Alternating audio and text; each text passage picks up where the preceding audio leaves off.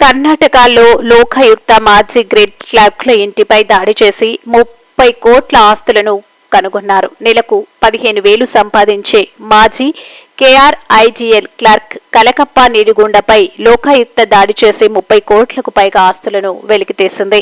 మాజీ ఇంజనీర్తో కలిసి నకిలీ ప్రాజెక్టుల ద్వారా 72 కోట్లను దుర్వినియోగం చేసినట్లు ఆరోపణలున్నాయి. స్వాధీనం చేసుకున్న ఆస్తులు 24 ఇళ్లు, 4 ఫ్లాట్లు, 40 ఎకరాల వ్యవసాయ భూమి, ఆభరణాలు, 1 కిలో కంటే ఎక్కువ బంగారు ఆభరణాలు, 1.5 కిలోల వెండి, వాహనాలు, 2 కార్లు, 2 బైకులు. కలకప్ప నిడిగుండి గుమాస్తా ఇంకా కేఆర్ఐజీఎల్ మాజీ ఇంజనీర్ జెడెం చించోల్కర్లు కలిసి నకిలీ పత్రాలను సృష్టించడం ద్వారా నిధులను స్వాహా చేశారని మరియు పూర్తి కాని 96 మౌలిక సదుపాయాల ప్రాజెక్టులను నకిలీ బిల్లులను సృష్టించారని ఆరోపించిన అధికారులు.